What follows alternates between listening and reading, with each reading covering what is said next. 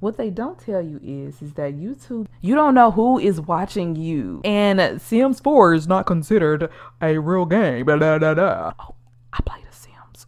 Oh, why is it a secret? If that's something that you enjoy and that's your hobby, then do it. I had to work for this, like blood, sweat, and tears, like up all night editing. This stuff is not easy. This is me, raw and unfiltered. So and welcome back to my channel. Hi, if you're new here, my channel is primarily Sims 4 content, but hey, this video that I have for you might apply to you too. I mean, you might find some helpful tips too, okay? So stick around, all right? My name is Amani, or Miss Money. In this video, I'm going to be sharing with you all some bits and pieces of knowledge, some tips, and just different little things that I kind of grew to learn as I've been going through my YouTube journey. First and foremost, I would love to give a big shout out to some of my Patreon supporters. A shout out to Maria, Court, Quanisha, Naya, Sheena, Mariah Reed, Nyla, Gail, and Kristen White. Thank you so much for donating to the channel. Now there's more Patreons, but I'm gonna save y'all for another time, okay? I got y'all. But I just wanted to say thank you. And also thank you to all of my subscribers. We hit the 3K milestone. That is just unbelievable. Oh my goodness. I'm just really having so much fun with you guys. So much fun with y'all. Telling my stories and just doing all kinds of jazz. Now, like I said, my channel is primarily Sims 4 content. However, some of this might, be helpful for you. So hopefully you find a little bit more information as it goes to your YouTube channel. I do want to get out the way that I am in no way an expert. Everyone's journey is going to be different. Your journey is not going to be similar to mine. Some people blow up overnight. In this case, I'm not one of those. I'm doing this also because there's not a lot of info out there for, people wanting to specifically start a Sims 4 channel on YouTube. Most videos that I found kind of pertain to Twitch. That's my son. Okay, I'm back. Mommy problems. Okay, so shout out to my good friend. I'm going to be painting my nails. Oh, y'all see the nail polish? I'm going to put this link down below. This nail polish is such a pretty color. Okay, so here's like the color. This nail polish company is black owned. Okay, so I'm gonna put her link in the description below. Go ahead and get you some nail polish. She also has like lip gloss and stuff like that. So yeah. I'm going to be looking in different directions on this video because I'm looking at my screen and then I'm looking at my webcam and then I'm also looking at my notes and I'm also doing my nails. So please just bear with me, okay? I see a lot of simmers and other people in general kind of, abandon their channel. I also see a lot of simmers become discouraged because they feel like they cannot get to the level of other quote-unquote big YouTubers or big simmers. I want to remind you all that the key here is consistency. So I definitely myself had to learn that. Like, I have to remember that I have to be consistent. Nobody's gonna come continue to visit your channel or support you if you're not going to be consistent. So I'm not saying upload every freaking day or just have this crazy schedule where it takes away the time with yourself and the time with your family. No, I'm not saying that. Or that you just be on a computer or just creating content all day. I'm not saying that at all. All I'm saying is be consistent. If you say that you're going to upload Monday, Wednesday, Friday, but it's been a month and you haven't been doing that, then maybe you need to reconsider your schedule and when you want to actually upload. In my case, I don't have a schedule. I learned that real fast that, baby, I cannot maintain a schedule. Now, what I do try to do is the bare minimum, I at least try to post once a week. But life gets so busy, and plus, like, I am married and I have a child and I work full-time. I work 40 hours a week. I have a full-time job. Like, this YouTube stuff is something I do on the side. This is my hobby. Thankfully, now I'm able to, reap some monetary benefits from it. If a schedule works for you in order for you to stay consistent and to you know, do what you need to do, then by all means, please do it. The people that really care about you and that are going to support you, they're going to be expecting that, you know. So if that's the expectation that you set for your audience, then you need to make sure that you're meeting it. I feel like this video is all over the place, but y'all, I promise you, just bear with me. This is me, raw and unfiltered, okay?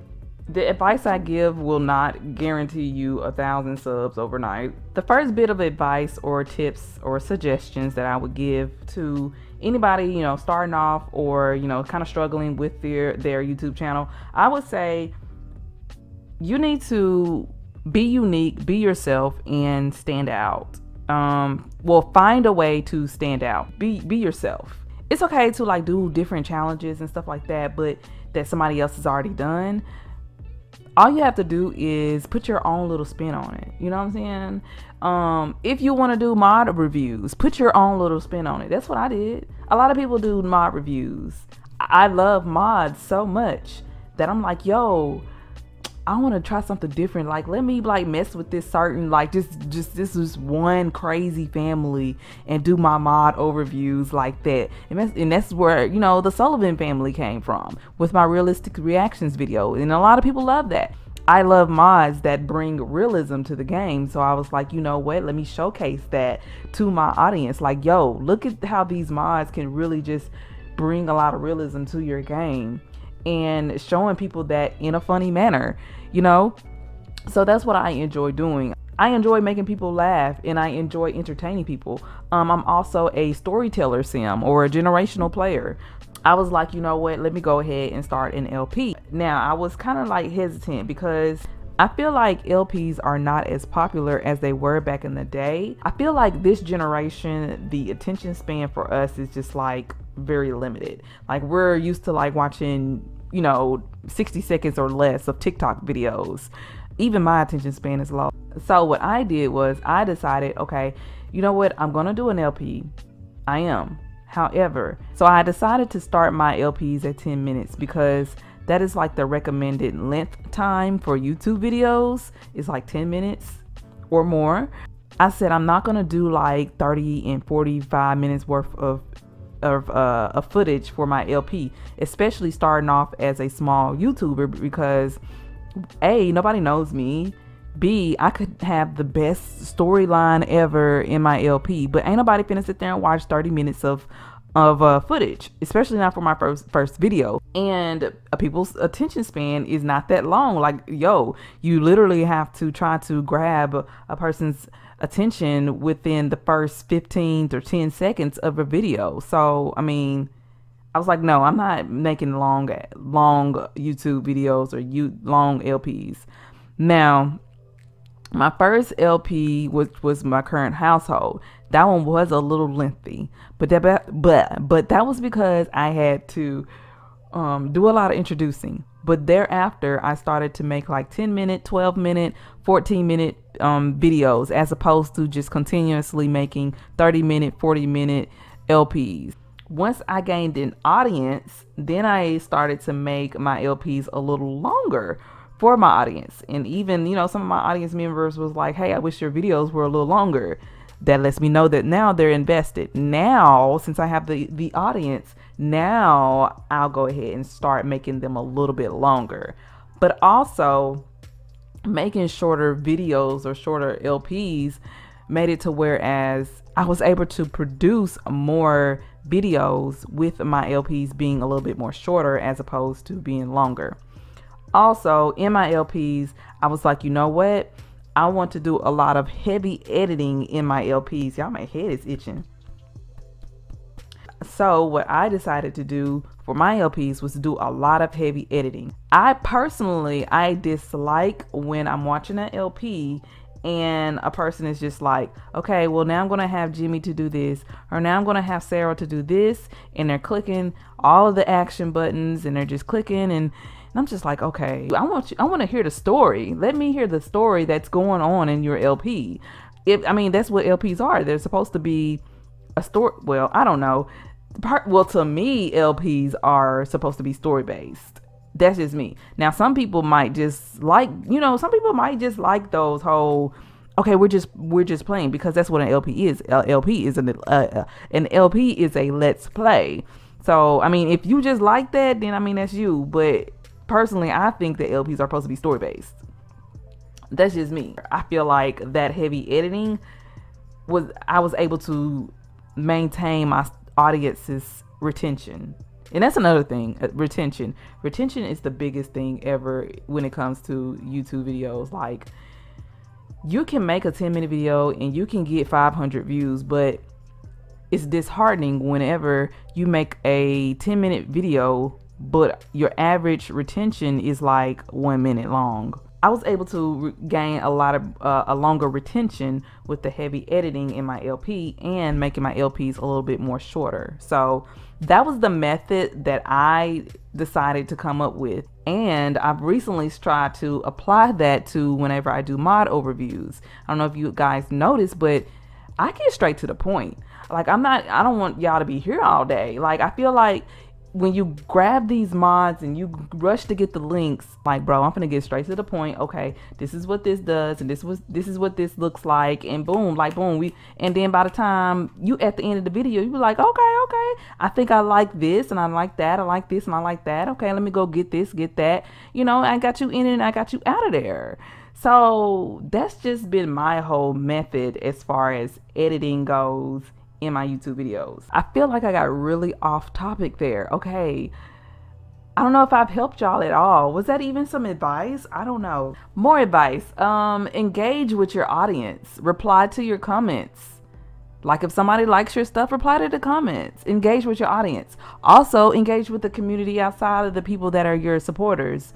If you are going on other people's pages, leave a comment. You don't know who is watching you. Somebody could be randomly on somebody else's video, and if you leave a comment and they see, you know, something that you comment, they might be inclined to click on your avatar or something like that, and bam, look, you just gained another subscriber. You just gained another supporter. Like, yo, engage with the community. Engage with your supporters. Speaking of which, I would highly suggest that you have another social media platform other than YouTube. So some people have Tumblr. I would highly suggest, if you are getting a YouTube, I would highly suggest you to get a Twitter. This is primarily for my simmers out there. So if you're a simmer, get on Twitter today, if you're old enough. And join the simming community, because it's a lot of simmers out there, y'all, and I just find new simmers every day. So many talented simmers out there, y'all, and especially a lot of simmers that look like me, if you know what I mean. But yeah, so that's definitely another way for you to just really meet new people, meet new creators. Before I started YouTube, I was heavily on the Sims 4 forums. I felt like I was a part of a community there, but when I got on Twitter, I was like, yo, this is a whole nother realm. Like, this is really where the gurus are at. The gurus don't even be on the threads, if you ask me. They don't be caring about them threads. That's my personal opinion, but they be all on Twitter, baby. But anyway, so yeah, more advice on your platform or on your YouTube platform. Find ways on how you can be discoverable. Now, when I say that, that goes into like your titles and stuff. TubeBuddy is a great source to start off with. Now, I did use TubeBuddy for a while, but I disabled my TubeBuddy because I was like, I don't like seeing all of the analytics in my, you know, just boom in my face like every 2 seconds. Like, no, like, I'm trying to grow and I don't need all of this negative energy that TubeBuddy is giving me right now. if you've ever used TubeBuddy, you know exactly what I mean, honey. Oh yeah, I forgot to mention. So like Instagram, a lot of simmers are on Instagram, and a lot of other content creators are on Instagram, and that's a way for you to become discoverable. I would say if you start a YouTube channel, or you know, or Twitch, or whatever the case may be, make sure that your username is pretty consistent overall. And so like my YouTube channel is called Miss Money, but my Twitter is like Miss Money 09. So I try to stay a little consistent there. But overall, my username can be pretty searchable. And then my Wix site is also, I think it has Miss Money in it. I'm not sure. Anyway, I created an Instagram that has Miss Money. You know, my Patreon name is Miss Money. Like, be consistent overall so that you can become discoverable. A lot of people also use Linktree. Linktree will list all of your social media platforms or social media handles. So let's talk software.